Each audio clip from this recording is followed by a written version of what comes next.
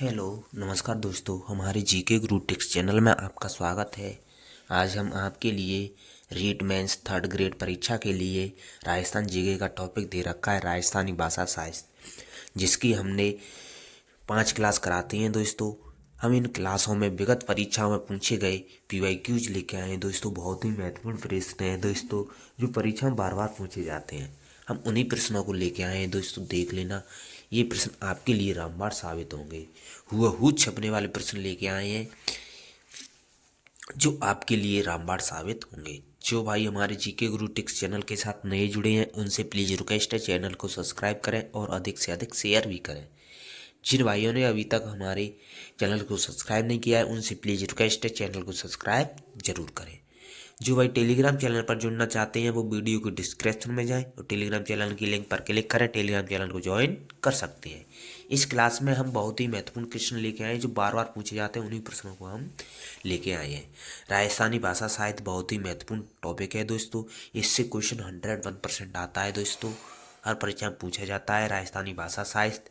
आज 6वीं क्लास है, 5 क्लास हमने करा दी है। आज की क्लास को शुरू करते हैं। आज की क्लास का पहला प्रश्न आपकी स्क्रीन पर आ रहा है।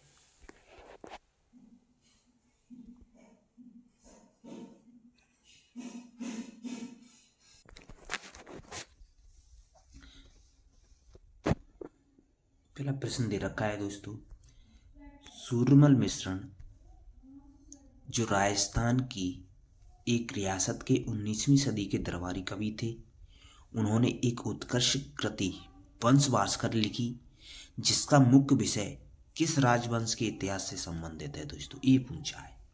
परमार, हाड़ा चौहान, सोलंकी, प्रत्यार। तो वंश भास्कर है दोस्तों, बूंदी के हाड़ा चौहान से संबंधित है। ऑप्शन 2 आपका सही जवाब हो जाएगा। ऑप्शन 2 आपका सही जवाब हो जाएगा। जिन भाइयों ने अभी तक हमारी वीडियो को लाइक नहीं किया है, उनसे प्लीज रिक्वेस्ट है, वीडियो को लाइक जरूर करें। आपका अगला सवाल है, सूरमल मिश्रण कृति वीर सतसई किस राजपूत राज्य के इतिहास से सरोकार रखता है। कोटा, भरतपुर, बूंदी, झालावाड़। तो वीर सतसई है वो बूंदी राज्य से संबंधित है। ऑप्शन 3 आपका सही जवाब है। आपका अगला सवाल है, सूरमल मिश्र द्वारा रचित लिखित वंश भास्कर को किसने पूर्ण किया। कर्णिदान, मुरारीदान, वीरभाण, शिवदान। तो सूरमल द्वारा रचित ग्रंथ है जो वंश भास्कर है, जिसको पूर्ण किया था दोस्तों, वो मुरारीदान ने पूरा किया था। ऑप्शन 2 आपका सही जवाब हो जाएगा। दत्तक पुत्र थे सूरमल मिश्रण के। ऑप्शन 2 आपका सही जवाब हो जाएगा। आपका अगला सवाल है, नहीं जानते कि इतना बड़ा मुद्रित ग्रंथ भारत की ही क्या जगत की किसी भाषा में है या नहीं।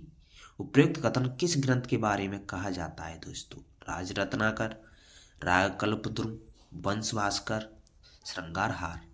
तो ये कहा जाता है दोस्तों, वंश भास्कर के बारे में कहा जाता है। ऑप्शन 3 आपका सही जवाब हो जाएगा।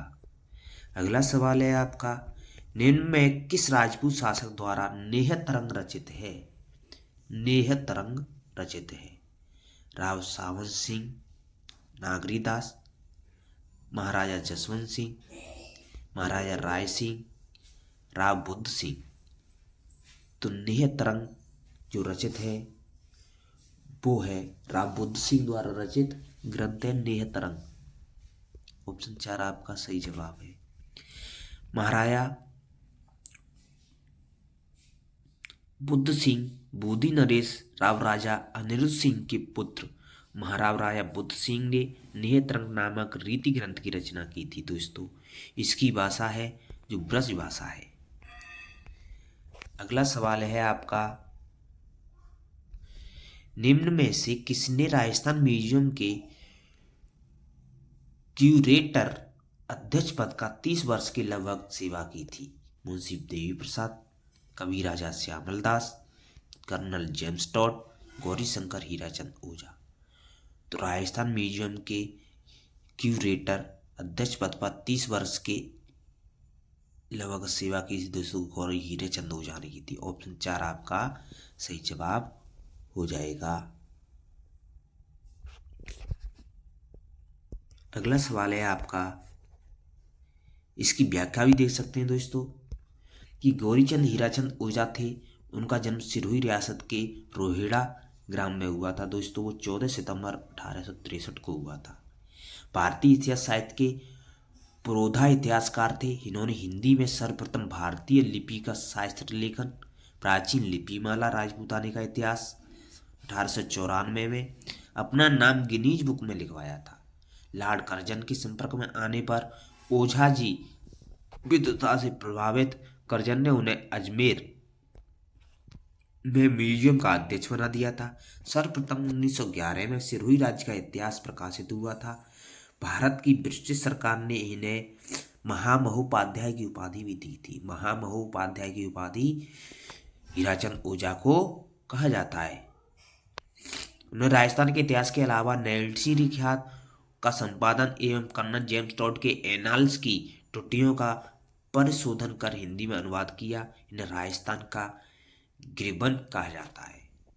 राजस्थान का गिरबन कहा जाता है, डॉक्टर हीराचंद ओझा को कहा जाता है। अगला सवाल है आपका, भारतीय प्राचीन लिपि माला के लेखक माने जाते हैं। तो भारतीय प्राचीन लिपि माला के लेखक माने जाते हैं दोस्तों, वो हैं डॉक्टर गौरी शंकर हीराचंद ओझा। ऑप्शन 2 आपका सही जवाब हो जाएगा। अगला सवाल है आपका, निम्न में से कौन राजस्थानी काव्य भरतेश्वर बाहुबली घोर के रचयिता है। तो भरतेश्वर बाहुबली घोर बहुत ही महत्वपूर्ण ग्रंथ है दोस्तों।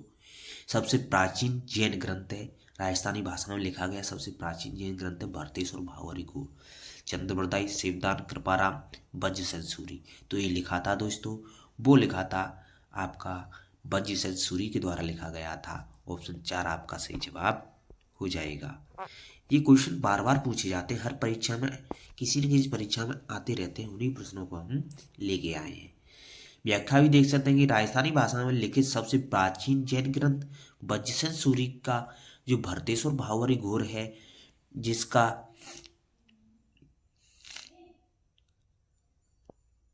लेखन किया था वज्रसेन सूरी ने किया था। भरतेश्वरी बाहुबली रास शालिवत सूरी द्वारा रचित है। भरतेश्वरी बाहुबली रास भी ग्रंथ है दोस्तों, वो शालिवत सूरी द्वारा रचित ग्रंथ है।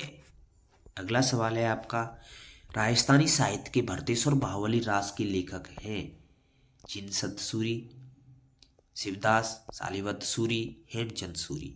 तो शालिवत सूरी है भरतेश्वर बाहुबली रास के लेखक हैं, लेकिन भरतेश्वर बाहुबली घोर के लेखक हैं वो जिनवत सूरी है। तो इसमें तो आपका ऑप्शन 2 3 आपका सही जवाब हो जाएगा। आपका अगला सवाल है, जमीन और धनीकुणी एवं मीझर पुस्तक की रचयिता है। तो जमीन और धनीकुणी एवं मीझर पुस्तक की रचयिता है दोस्तों, वो आपके कन्हैयालाल सेठिया। बहुत ही महत्वपूर्ण क्वेश्चन है दोस्तों, ऑप्शन 4 आपका सही जवाब हो जाएगा। कन्हैयालाल सेठिया को पाथल और पीतल के नाम से जाना जाता है दोस्तों। पाथल और पीतल के नाम से रचनाएं कन्हैयालाल सेठिया है। कन्हैयालाल सेठिया से क्वेश्चन 101% आता है दोस्तों। इनसे भी प्रश्न बहुत बार पूछा जाता है। Very very most Kanhaiyalal Sethia. तो इनकी डिटेल भी देख सकते हैं कि 11 सितंबर 1919 को इनका जन्म सुजानगढ़ चुरू में हुआ था। कन्हैयालाल सेठिया ने राजधानी एवं हिंदी में 30 से अधिक पुस्तकों की रचना की थी, जिनमें धरती धोरारी, पाथल और पीथल प्रमुख रचनाएं हैं। धरती धोरारी नृत्य नाटिका के माध्यम से देश विदेश में राजस्थान का भव्य प्रस्तुतिकरण करने वाले स्वर्गीय कौशल भार्गव की इस कृति से सेठिया का योगदान रहा है दोस्तों। मेरी पंक्ति भी है, आ तो सुरगा ने शर्मावे ई पर देव रमण ने आवे। धरती धोरारी सेठिया जी ने सृजित की थी। इनके लिए राष्ट्रपति द्वारा सर्वोच्च सम्मान स्वर्ण कमल मिला था। इनकी और भी रचना है वो शबद, जो 1987 में लिखी थी। शबद के लिए उन्हें 1988 में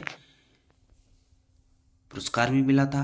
अगली रचनाएं इनकी निर्ग्रंथ। इनकी प्रमुख और भी रचनाएं हैं जो हिंदी में है, प्रतिबिंब, प्रमाण, मर्म, निष्पत्ति, दीपकरण, मेरा युग, बामन विराट, देह विदेह, वन फूल, ये प्रमुख हिंदी में रचनाएं हैं। राजस्थानी रचनाएं इनकी वो है मीजर है, शबद है, सतवाणी है, कुकू है, अघोरी काल है, मायाड रोहेलो है, गलगैया है, दीठ है, लीलनटास है, रवड़िये रा सोराठा है। लीलनटास बहुत ही महत्वपूर्ण कृति है दोस्तों, राजस्थानी भाषा में कन्हैयालाल सेठिया द्वारा लिखी गई है। अगला सवाल है आपका, धरती धुरारी की रचना किसने की थी दोस्तों।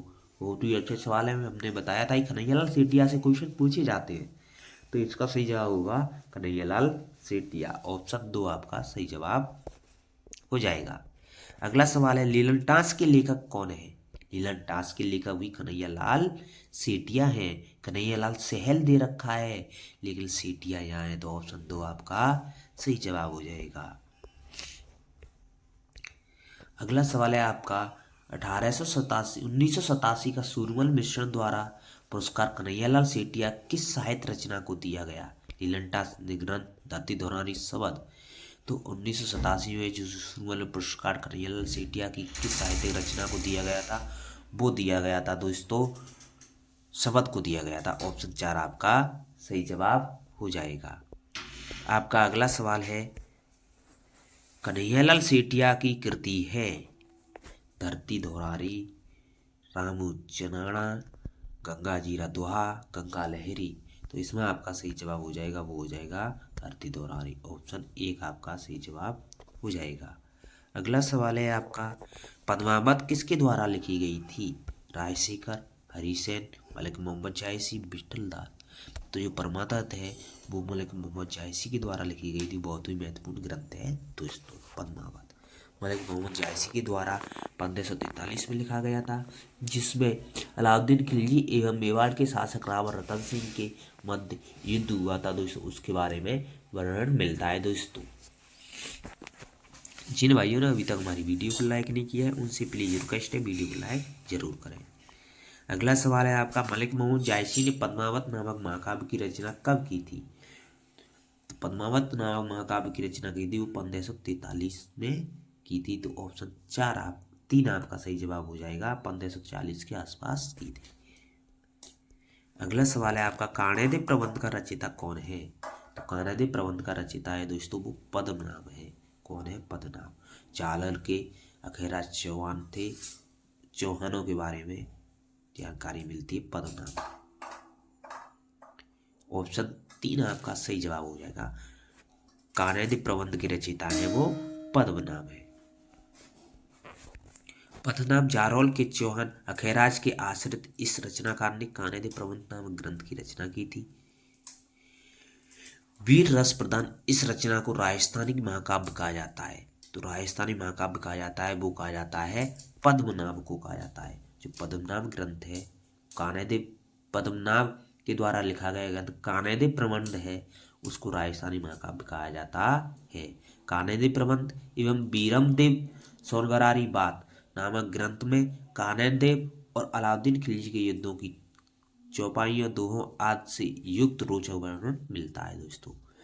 इसके द्वारा लिखित ग्रंथ और भी हैं। हम्मीरायण में जालौर शासकों का वर्णन भी मिलता है।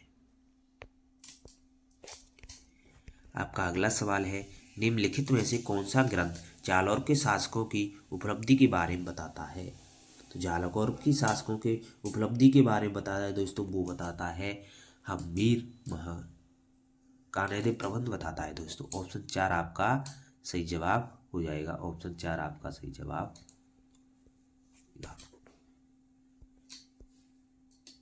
थैंक यू दोस्तों, धन्यवाद। आशा करता हूँ आपको वीडियो बहुत ही पसंद आई होगी। लाइक करें और अधिक से अधिक शेयर भी करें और अपनी प्रिपरेशन करते रहें।